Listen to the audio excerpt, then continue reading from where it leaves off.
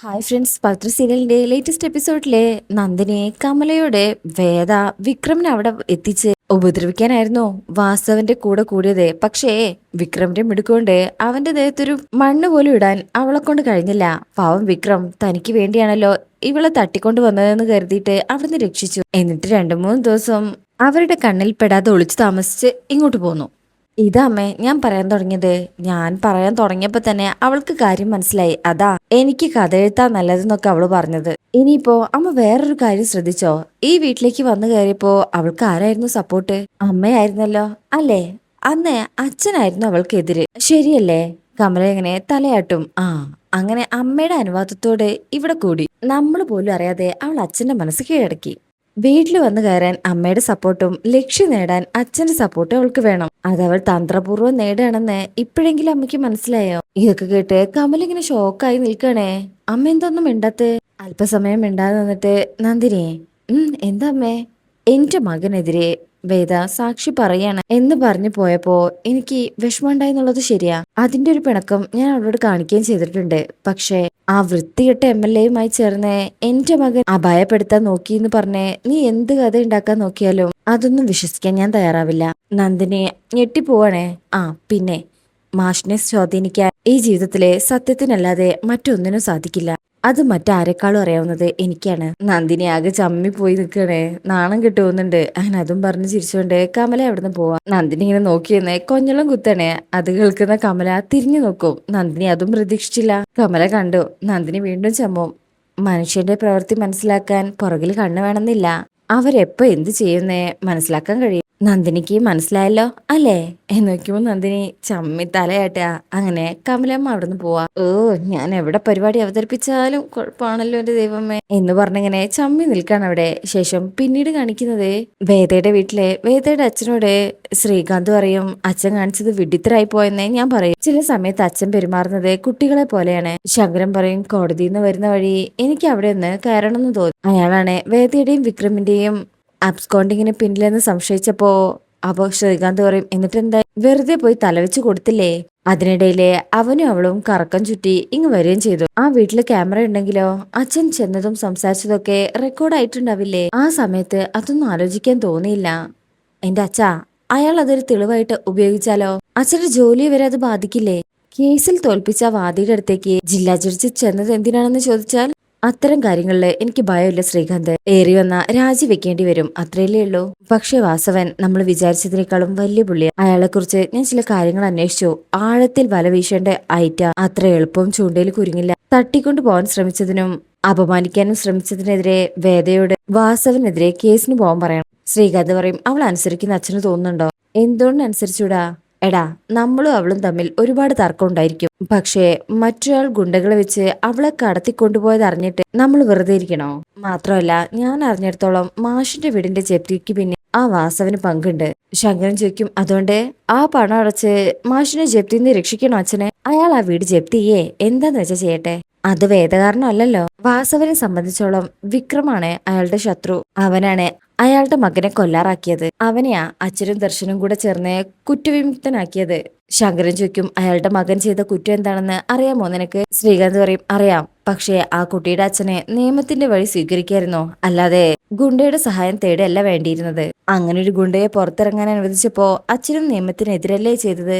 ശങ്കരം അടുത്തു വന്നിട്ട് പറയും, നീതിയും നിയമവും രണ്ടും രണ്ടാണ്. നമ്മുടെ കോടതിയിൽ ന്യായത്തിനും നീതിക്കുള്ള പ്രാധാന്യം നീതിക്ക് പലപ്പോഴും ലഭിക്കാറില്ല. നീതിയാണ് പ്രധാനം എന്ന് വരുമ്പോ ചിലപ്പോ നിയമത്തിന് വഴിതെറ്റും. നിയമം കണ്ണടക്കേണ്ടി വരും. ശ്രീകാന്ത് പറയും, അങ്ങനെ കണ്ണടക്കുന്ന ഒരാളല്ലായിരുന്നു എന്റെ അച്ഛൻ. എനിക്ക് അത്രേ പറയാനുള്ളൂ. നമ്മുടെ വേദയെ വാസവനാണ് തട്ടിക്കൊണ്ടുപോയതെങ്കിലേ അതിന് കാരണക്കാരൻ വിക്രമാ. അതാണ് ആദ്യം അച്ഛൻ മനസ്സിലാക്കേണ്ടത്. അത് അവളെ കൂടെ മനസ്സിലാക്കി കൊടുക്കാനാണ് നമ്മളിപ്പോ ശ്രമിക്കേണ്ടത്. ഇനി അച്ഛൻ അവളോട് കേസിന് പോകാൻ പറഞ്ഞാ അതിനവള് സമ്മതിക്കുന്നേ അച്ഛന് തോന്നുന്നുണ്ടോ? എനിക്ക് തോന്നില്ല. കാരണം ആ കേസ് കാരണം ആ കുടുംബത്തിന് എന്തൊക്കെ പ്രശ്നമായിരിക്കും വരാൻ പോവാന്നാവും അവൾ ആദ്യം ചിന്തിക്കുക. ആ കുടുംബത്തിന് കുഴപ്പം വരുന്ന ഒന്നും അവൾ ചെയ്യാനും പോകുന്നില്ല, ഉറപ്പ്. സംശയം ഉണ്ടെങ്കിൽ ഞാൻ അവളെ വിളിക്കാം. അവളുടെ മറുപടി എന്താന്ന് അച്ഛൻ കേട്ടോ എന്ന് പറഞ്ഞ് ശ്രീകാന്ത് ഫോൺ എടുത്ത് വേദയെ വിളിക്കുകയാണ്. അങ്ങനെ വിളിക്കുമ്പോ തന്നെ വേദ ഫോൺ എടുക്കുന്നുണ്ട്. ഹലോ വേദ, ഞാനാ ശ്രീകാന്ത്. പറയട്ടാ. അത് മോളെ, അച്ഛനുമായി സംസാരിച്ചു കഴിഞ്ഞിട്ടാ ഞാനിപ്പോ വിളിക്കുന്നത്. എന്താ കാര്യം?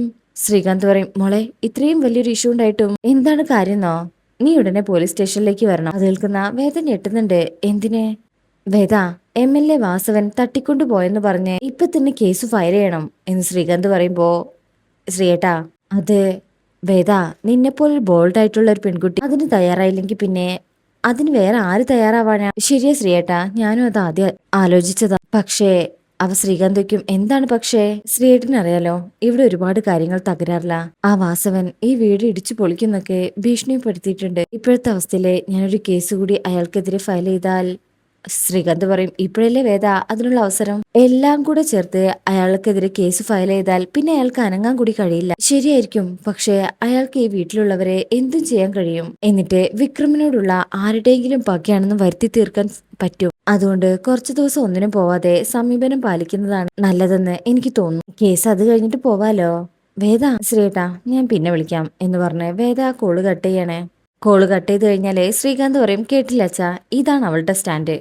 ഇവൾക്ക് വേണ്ടി മുന്നിട്ടിറങ്ങി ഇനി അച്ഛനും കൂടി നാറണോ? ഇതെല്ലാം കേട്ട് മുകളിലെ മുത്തശ്ശി നിൽപ്പുണ്ട്. ശങ്കരൻ അതേക്കുറിച്ച് ഇങ്ങനെ ആലോചിച്ച് നിൽക്കാണ് അവിടെ. മുത്തശ്ശിക്ക് നല്ല വിഷമായിട്ടുണ്ട്. പിന്നീട് കാണിക്കുന്നത് രാത്രി വിക്രമിന്റെ വീട്ടിലാണ്. എല്ലാരും കിടന്നിട്ടുണ്ട്. വേദ, വേദ എന്നൊരാള് വിളിക്കും. വേദ എഴുന്നേറ്റ് നോക്കുമ്പോ വേദ തന്നെ, അതായത് വേദയുടെ മനസാക്ഷിയാ. വേദ എഴുന്നേറ്റ് നോക്കുമ്പോ വിശ്വസിക്കാൻ പറ്റുന്നില്ല. എങ്ങനെ ഇങ്ങനെ കിടന്നുറങ്ങാൻ കഴിയുന്നു വേദ? എന്താ നിന്റെ മനസ്സിലെ? വേദ പറയും, എന്റെ മനസ്സിലൊന്നുമില്ല. അപ്പൊ മനസാക്ഷി പറയും, നീ മറ്റുള്ളവരോട് വിളിച്ചോ, പക്ഷേ നിന്നോട് തന്നെ വിളിക്കരുത്. വാസവനെതിരെ നീ കേസിന് പോകാൻ തയ്യാറാവാത്തത് എന്തുകൊണ്ടാ? അയാൾ കടുപ്പിച്ചെന്തെങ്കിലും ചെയ്താൽ അത് വിക്രമിനെയും കുടുംബത്തെയും ബാധിക്കുമല്ലോ എന്ന് ഓർത്തിട്ടല്ലേ?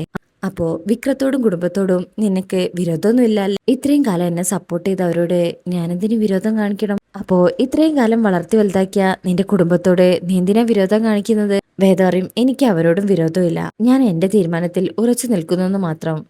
മനസാക്ഷി പറയും, ശരി ശരി, ആ തീരുമാനത്തിൽ ഉറച്ചു നിൽക്കാൻ കാരണം വിക്രത്തോടുള്ള പ്രേമമല്ലേ? വേദ ഞെട്ടിപ്പോവും. അയ്യോ, എനിക്ക് പ്രേമൊന്നുമില്ല. മനസാക്ഷി ചിരിച്ചുകൊണ്ട് പറയും, കാട്ടിൽ വെച്ച് കുറച്ച് സമയം കൂടെ വിക്രമിന്റെ കൂടെ കഴിയണമെന്ന് നീ ആഗ്രഹിച്ചിട്ടില്ലേ? വേദയ്ക്ക് മനസാക്ഷിയുടെ മുഖത്ത് നോക്കാൻ പറ്റുന്നില്ല. തല താഴ്ത്തിക്കൊണ്ട് ആന്ന് പറയും, വിക്രത്തോട് വഴക്കിടുമ്പോഴും അതുമായി നീ ആസ്വദിച്ചിട്ടില്ലേ? ഉവ്, അവന്റെ സാമീപ്യം എപ്പോഴും ആഗ്രഹിച്ചിട്ടല്ലേ നീ മുറിയിലേക്ക് കിടപ്പ് മാറ്റിയത്? അതെ. മനസാക്ഷി പറയും, അതിനെല്ലാം അർത്ഥം നീ അവനെ പ്രേമിക്കുന്നു എന്നല്ലേ? അങ്ങനെ ചോദിച്ചാൽ എനിക്ക് വിക്രമിനോട് പ്രേമാണോന്നൊക്കെ എനിക്കറിയില്ല. പക്ഷേ മനസാക്ഷിക്കും, പക്ഷേ എനിക്ക് വിക്രമിനെ, മനസാക്ഷി പറയും, ഇഷ്ടാണല്ലേ? വേദങ്ങ് വല്ലാണ്ടാവും. പെട്ടെന്ന് ഉറക്കത്തിൽ നിന്ന് ഞെട്ടി എഴുന്നേറ്റ് നോക്കുമ്പോ വേദയ്ക്ക് എല്ലാം മനസ്സിലാവുന്നത് അത് സ്വപ്നമായിരുന്നു എന്ന്. വേദ ഇങ്ങനെ അതിനെ ആലോചിച്ച് നിൽക്കുക. ശേഷം പിന്നീട് കാണിക്കുന്നത് പിറ്റേ ദിവസം രാവിലെയാണ്. കമല ക്ഷേത്രത്തിൽ വന്നിരിക്കുക.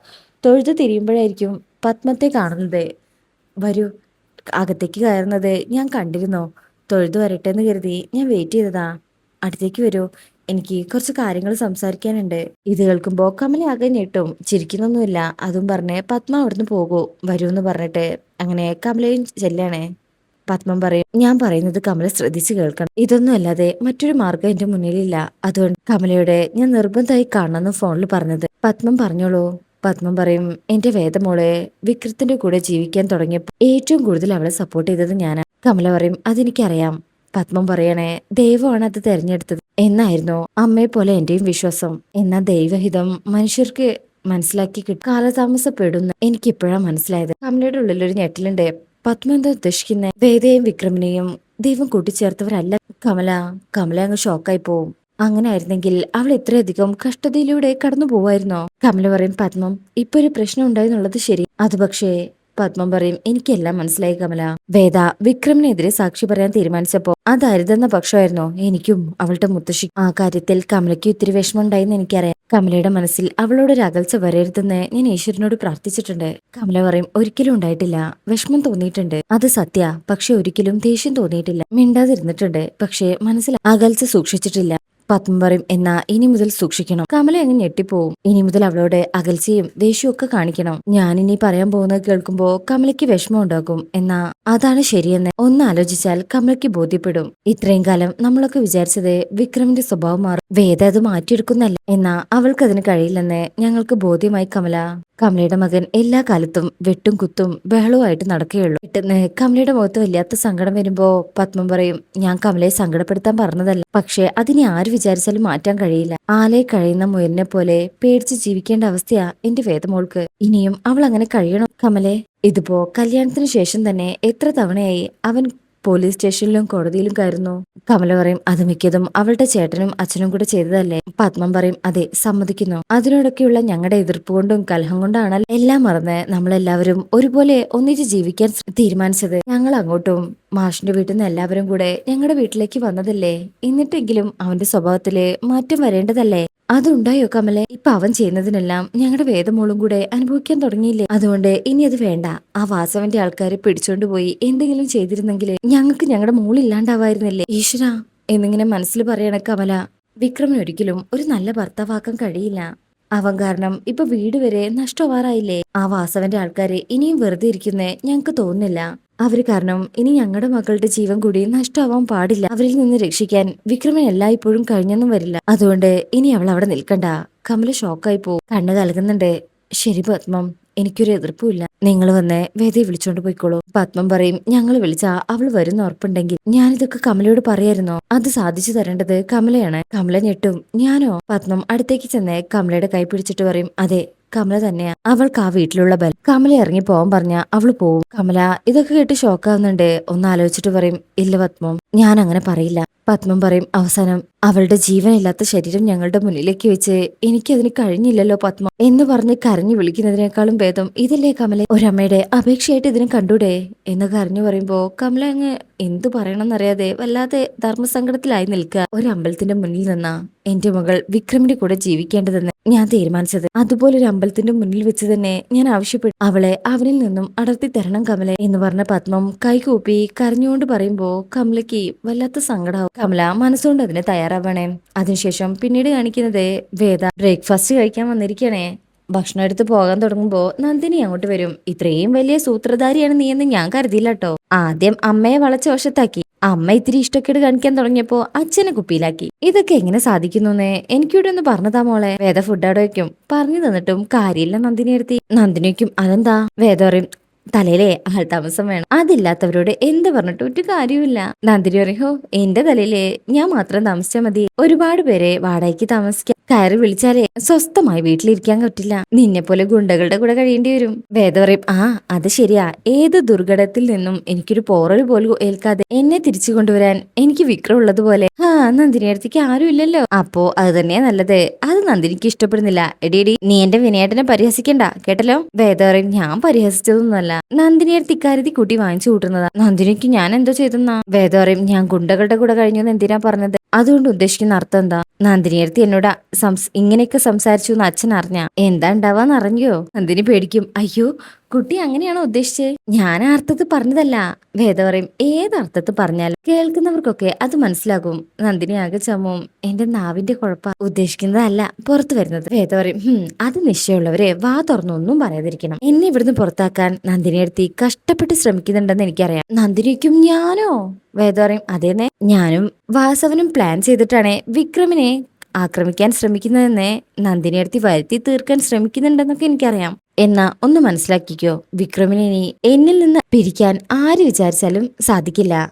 കാട്ടിൽ വെച്ച് ഞങ്ങൾ അത്രമേൽ അങ്ങ് അടുത്തുപോയി. നന്ദിനി ഇത് കേട്ട് ഞെട്ടിപ്പോവും. വാ തുറന്ന് അന്താളിച്ചിങ്ങനെ നിൽക്കുന്നത് കാണിച്ചിട്ടാ ഈ ഭാഗം കഴിയുന്നത്. അതിനുശേഷമുള്ള പ്രൊമോലെ വേദയുടെ അവിടുന്ന് പോവാനായിട്ട് കമല പറയുമ്പോ കമലയുടെ മുന്നിൽ വെച്ച് തന്നെ വേദ വിക്രമിനോട് ചോദിക്കും തന്റെ ഇഷ്ടം പറഞ്ഞില്ലെങ്കിൽ ഇവിടുന്ന് സ്ഥലം വിടുന്നു പറയണേ. വിക്രമാണെങ്കിൽ കണ്ണൊക്കെ നിറഞ്ഞ് ഷോക്കായി നിൽക്കണേ. രാധയും അടുത്തുണ്ട് കേട്ടോ. അപ്പൊ ഈ ഭാഗത്തിനൊക്കെ ആയിട്ട് വെയിറ്റ് ചെയ്യാം. ഇന്നത്തെ റിവ്യൂ ഇഷ്ടപ്പെട്ടിട്ടുണ്ടെങ്കിൽ ചാനൽ ലൈക്ക് ചെയ്യുക, സബ്സ്ക്രൈബ് ചെയ്യുക, നിങ്ങളുടെ അഭിപ്രായങ്ങൾ കമന്റ് ചെയ്യാം. താങ്ക്